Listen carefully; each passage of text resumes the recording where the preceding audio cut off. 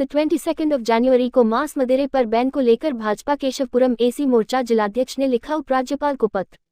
अयोध्या में 22 जनवरी को राम मंदिर का प्राण प्रतिष्ठा होने जा रहा है। देश में खुशी का माहौल है, लोग अपने आसपास के मंदिरों को सजा रहे हैं।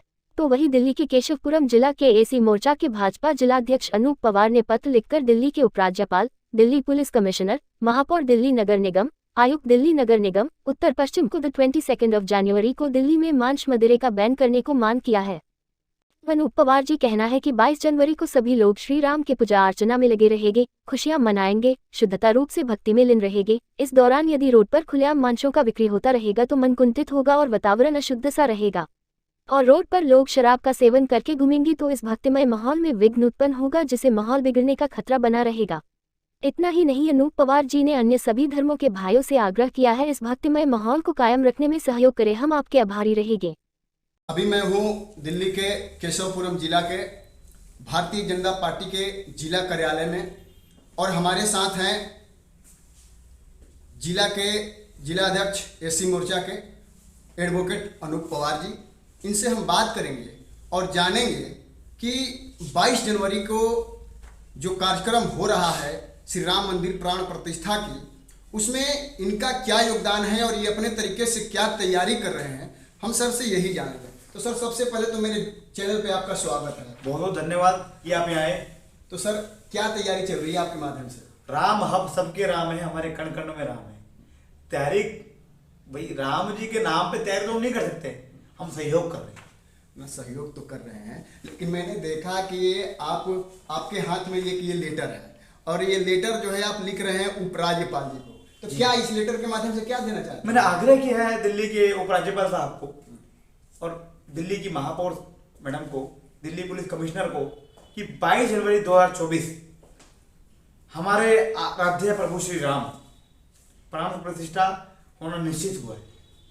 उस दिन दिल्ली में जो अवैध बूचड़खाने मांस विक्रेता है, उस दुकानों को बंद रखा जाए, क्योंकि बड़ी संख्या में मेरे हिंदू भाई बहन उस दिन दीपोत्सव दीपावली बनाएंगे।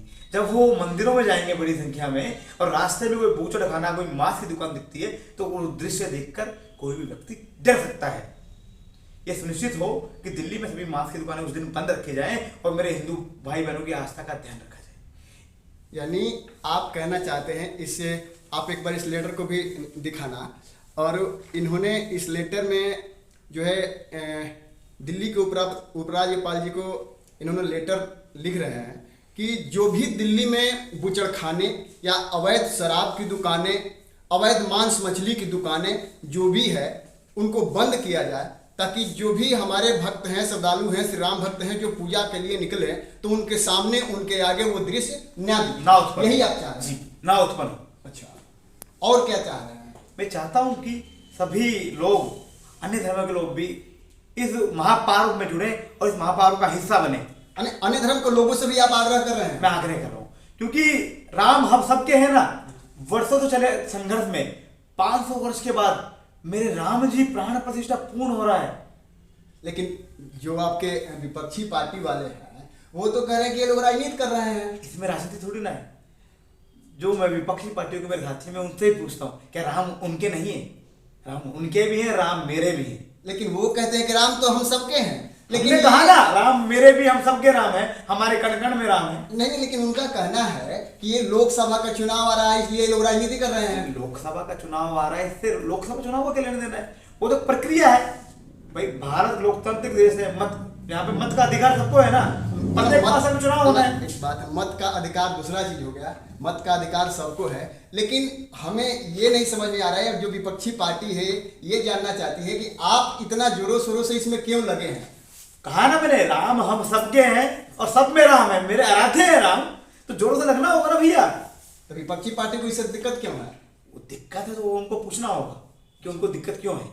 अच्छा, अभी मैंने देखा है कि इस क्षेत्र के जो माननीय विधायक जी हैं, उन्होंने भी ये तैयारी किया है कि महीने के हर महीने में हर मंगलवार को रामचरितमानस का पाठ किया जाएगा। उनको शुभकामनाएं, वैसा करें तो बहुत अच्छी बात है। तो यानी आपके रास्ते पे वो भी चलना चाहते हैं? कोशिश कर रहे हैं, प्रयास कर रहे हैं। कितना सफल होंगे ये तो आने वाले समय में पता लगेगा।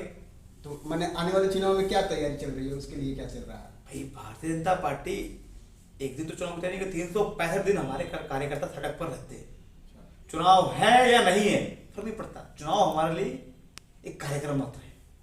माने आप लोगों को क्या संदेश देना चाहते हैं? मैं देश के लोकप्रिय प्रधानमंत्री श्री नरेंद्र मोदी जी ने आह्वान किया है, हम जहां भी जिस भी बस्ती में रहते हैं 14 तारीख से लेकर आने वाली 22 तारीख तक हम लोग उन मंदिरों में जाएंगे, वहां स्वच्छता अभियान चलाएंगे और राम जी के आने का जो दिन तय हुआ है उस दिन तक जश्न मनाने के लिए लोगों को जोड़ेंगे। और सबसे मेरा निवेदन है कि सभी लोग शांति बनाए और बड़े प्यार से राम लाला जी के आने की आरती करने की तैयारी करनी है।